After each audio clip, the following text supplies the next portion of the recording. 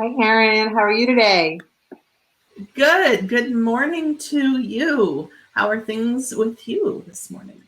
Things are good. We are in the midst of summer. So, whenever you're watching this, it's hot here, but I love the heat.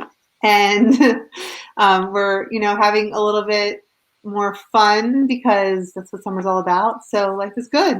How about you? Uh, about the same. When this comes out, I will be back from 2 weeks of vacation. So we will see. I'll pop into the replay when we're streaming this one, and I'll let you know how things are actually going today. In the meantime, thank you everyone who is tuning in.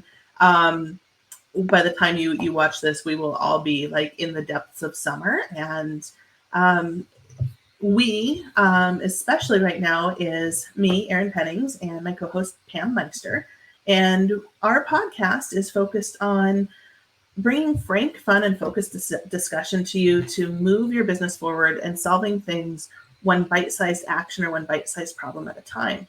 And this streams every Tuesday at 10:30 a.m. Eastern Time.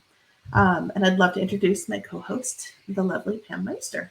Thanks, Erin. I'm Pam. I'm a remote work expert, and my mission is to help you reimagine work to find joy. And that means whatever it means to you. So if it's finding something that you love to do for work, great. It may mean that you are trying to get through work so you can afford both time and financially to do things that you enjoy. And hopefully it's both. When we do more of what we love, we're happier and the rest of the world follows. I've created a community to help you do just that and to be productive and optimize remote work while meeting other people who are doing the same. I call it The Zone. And you're welcome to join anytime for a month free to see if it's a good fit for you. Part of what's exciting me these days is working with Erin on this podcast, and I'll let her tell you a little bit about herself, but just know that we record these live, whether you're seeing them as we record them or they're delayed, they are real as they get. And we think that's really important because you'll hear us always talking about authenticity. Yes. Um, and a lot of what we both do is about authenticity. I'm a copywriter and a marketing strategist. And so, where Pam focuses in authenticity in everything you do, I especially talk about it in your messaging. And I work with high powered action takers who are on the cusp of their next big adventure, whether that's a business launch, whether that's just getting clear on what you do and how you talk about it. And the goal is to get their messaging and strategy just right so that they can show up in a way that is authentic and makes sense to them. So today, one of the things that we do a lot when we both work with people is help them position themselves. So we're talking about building a network versus hustling, and how they're intrinsically combined in a lot of ways, especially in the online business space, but how building a network is more effective than just hitting people's inboxes with an aggressive cold pitch, which we have all gotten. Especially since we started the podcast, I've got some really fun ones showing up. And it's like, really? What made you think that would be a fit? So let's start things off and ask the question that we're asking on social media is, do you get more work from building a network, or do you get more work from hustling? It's a great question, Erin. I know when people start off, you start hustling by nature because you have nowhere else to begin. You just start throwing things out there. It's that analogy of throwing spaghetti against the wall and seeing what's going to stick that you hear over and over again. Whether it's used to the marketer's advantage or as stop doing this and no, it works. But at the end of the day, I think the goal is to be strategic in your approach so that you have a reliable influx of work when you need it, or you know how to get more work when you need it. I always see posts that say, if you had to make $500 or $5,000 this week, could you? And I think ultimately the difference between hustling and building a network is being able to pretty confidently say yes, knowing that you have a community of people that know you, like you, and trust you, who either are waiting to hear from you for an offer or know other people and can refer you. And I talk about planting seeds all the time. And this is where I think building a network really comes in true, which is making relationships that are real instead of just these quick touch points that you might get from a cold pitch. Because somebody you may meet today who you may not need their services, they may not need yours today either, could be someone that tomorrow, next week, next year, all of a sudden needs a copywriter or needs a graphic designer or needs a consultant like me to strategize how to work remotely more efficiently and effectively. And so when you plant those seeds today, they do bloom tomorrow. And that's what I think building a network is in its essence. What do you think, Erin? Yeah, and it's interesting. Having been responsible for cold pitches on other people's behalf for years and having done my own, there's definitely value in both, because you never know what opportunities are going to open up.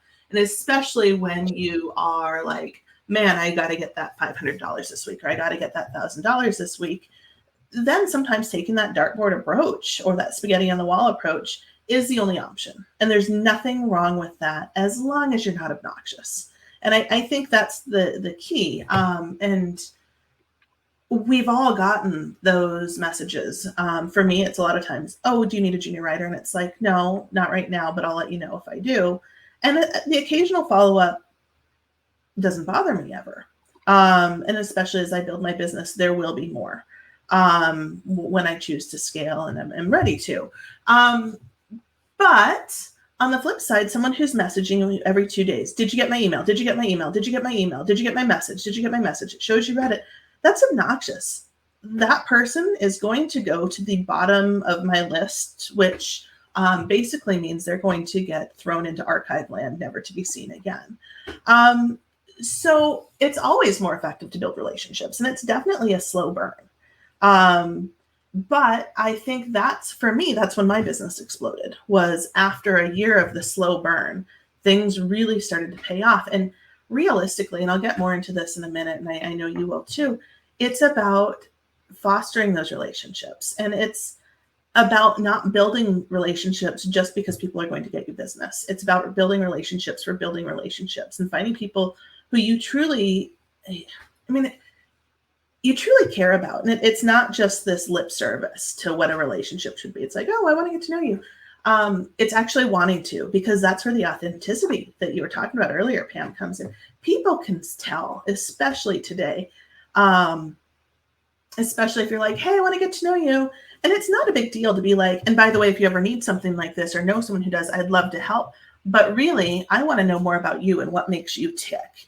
And so there's a way to kind of systematize it, but yet still be authentic. That one. Authentic. I make up words a lot. And then I can trip over them because it's like, that doesn't sound right, but we'll get there. Yeah, but I think it's about what you've said. It's about planting seeds, but also keeping track of who you've reached out to and following up. And if nothing else, it's like you've got all these friends who you may or may not have had conversations with, but who you are like, oh man, I haven't checked in with them in a month, because the messages automatically fall down, whether it's in your inbox or wherever it is. And it reminds you to be like, oh, that's right. This person's having a baby. This person's launching something new. I find myself really caring about how something's going for people.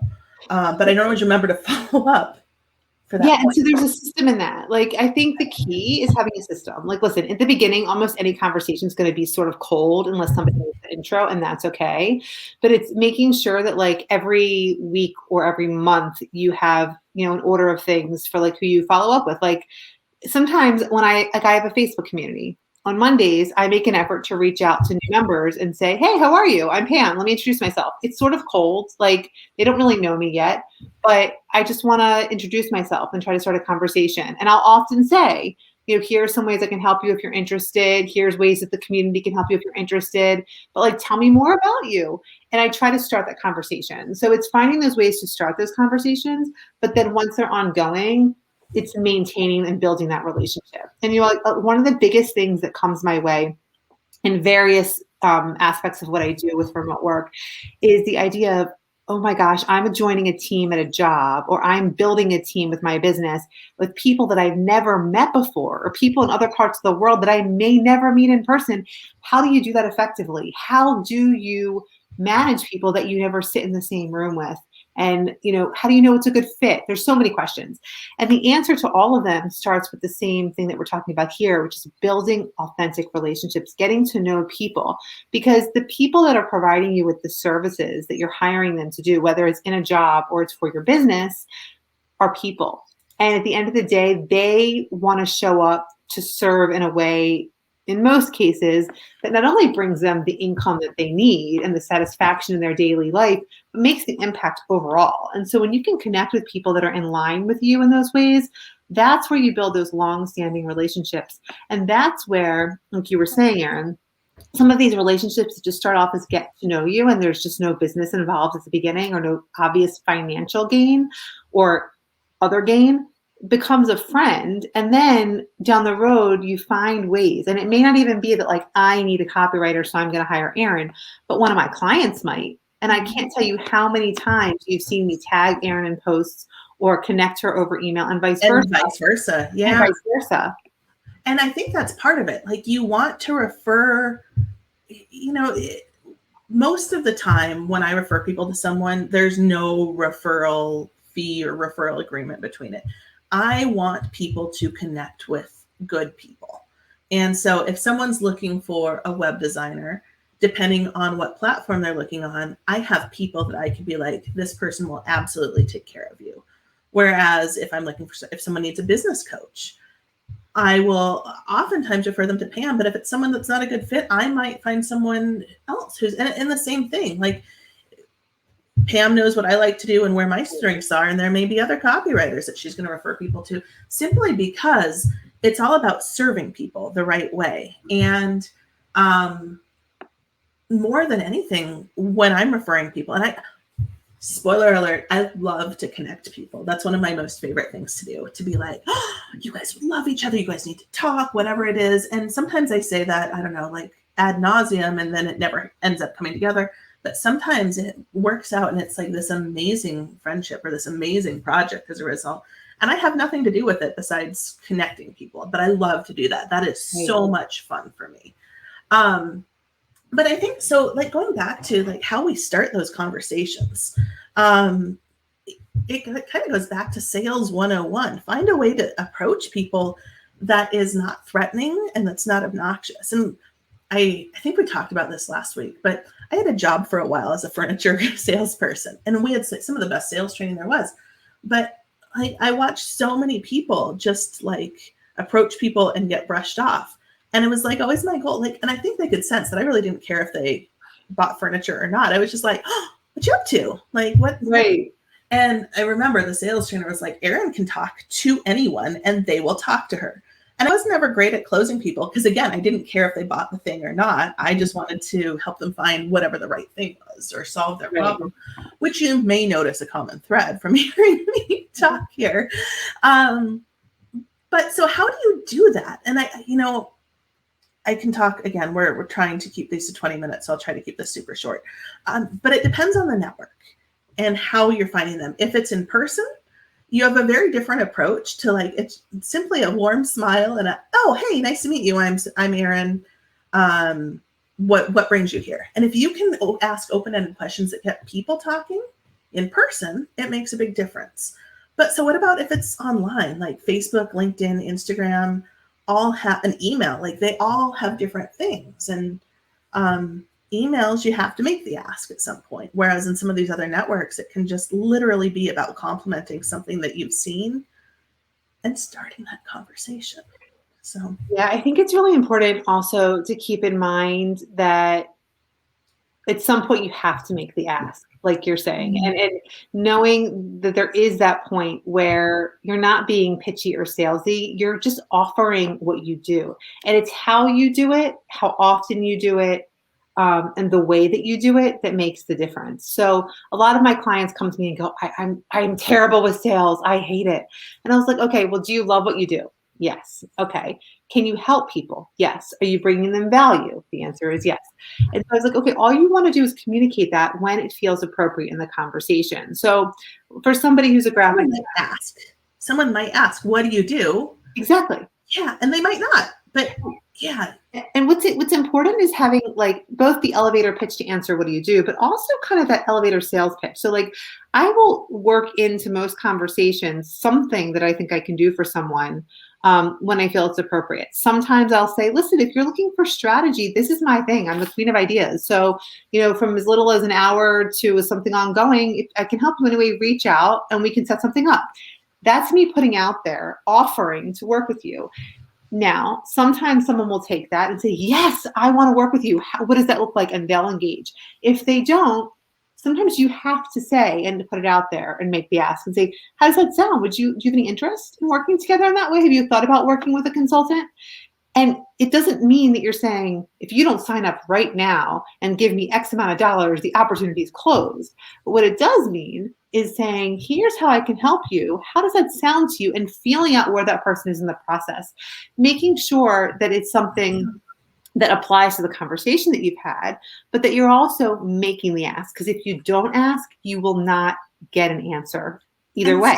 Sometimes the ask doesn't happen in that first conversation either. Sometimes it happens as a follow-up email. Hey, I really appreciated our conversation today. I loved getting to know you.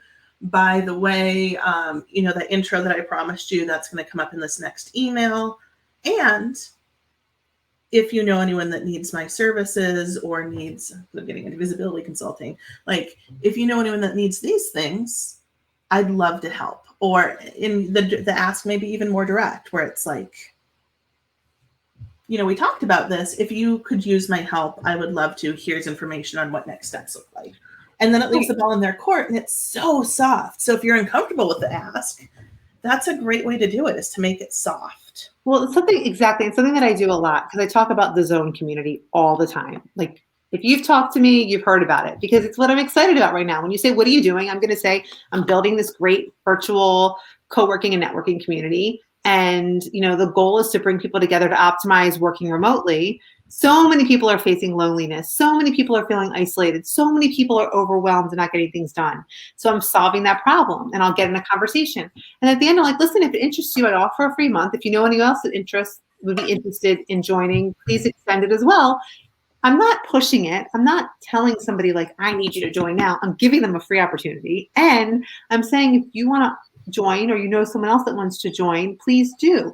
And it's a lot less aggressive feeling from me, and it's getting received better from others than when I would, at one point a long time ago, be like, hi, I'm Pam. I'm starting a community, and this is what it is, and you need to join. If you join, it's a different feel and tone in a message.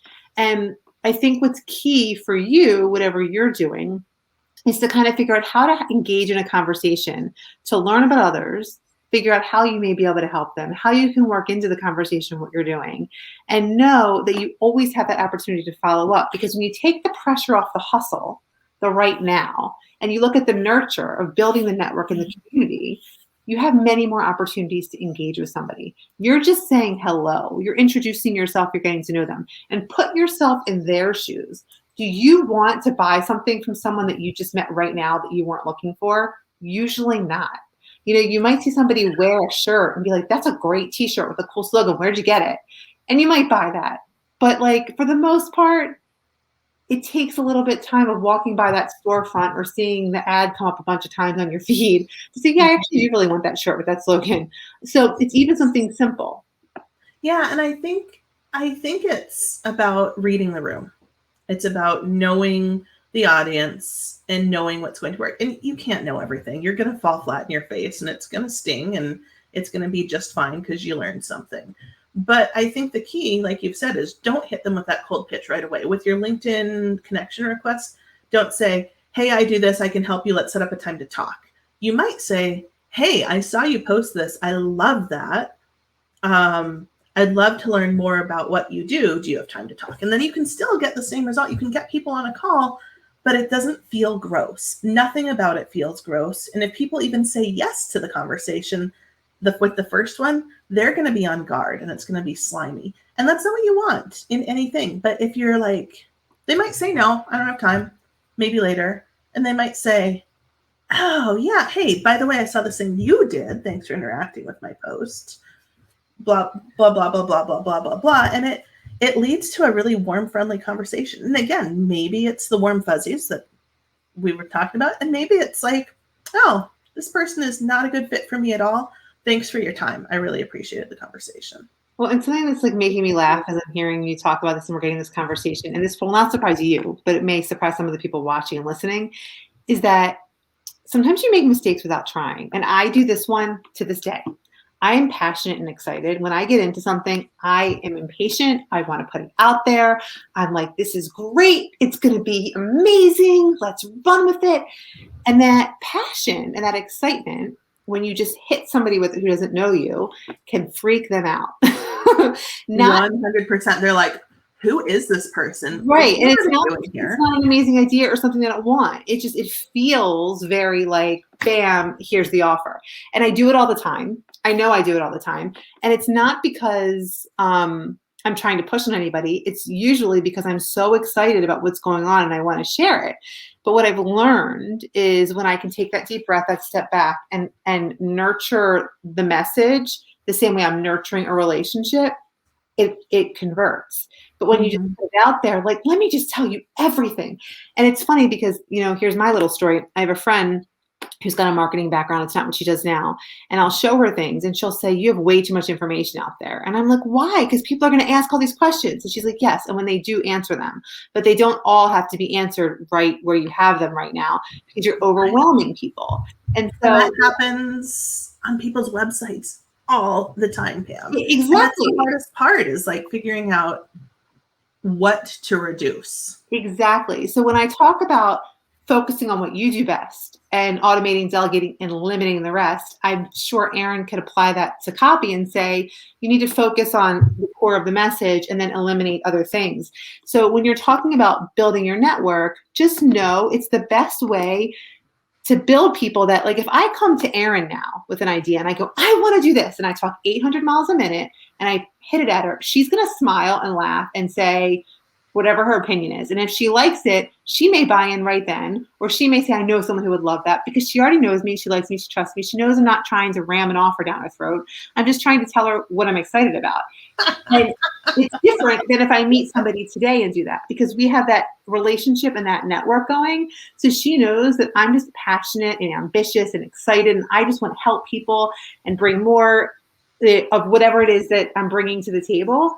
But it's learning how you come off to people in these conversations so that they can get to know you and understand your perspective. And a lot of times, one last thought, Erin, then I want to say, a lot of times, if you think about even your personal relationships, like where conflict happens, where you have a misunderstanding, it's even people that you know really well sometimes that will misunderstand communication. So recognize that when someone first knows you, they're getting whatever that first soundbite is. And some people meet me and love my passion and enthusiasm and go with it, but other people get intimidated or overwhelmed. And so you have to learn how to bring yourself in a real way to the conversation so that other people can know why they should listen to you and like you and trust you and buy from you eventually.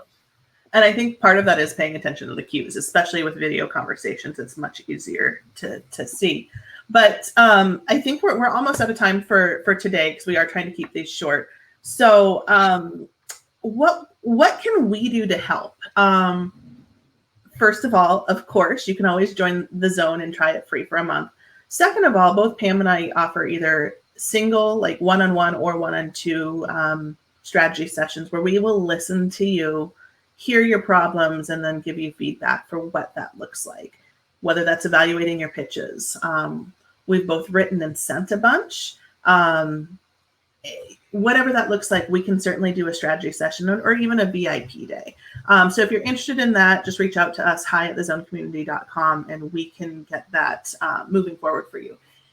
And one of the fun things, just to chime in there and add, that we can do is practice. Like, I love to practice the coffee chats, practice the sales pitches, practice the conversations, because the more you say things, the more comfortable you feel saying them. So that can be part of what we do with you as well, if it interests you in a no stress, no pressure way.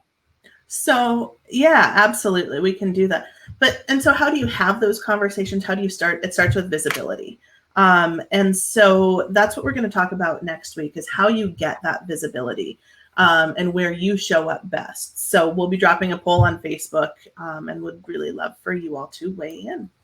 So So have a great week. We will see you Great next week. week, and reach out anytime at hi@zonecommunity.com or find us on social if we can help you between then. Have a great day.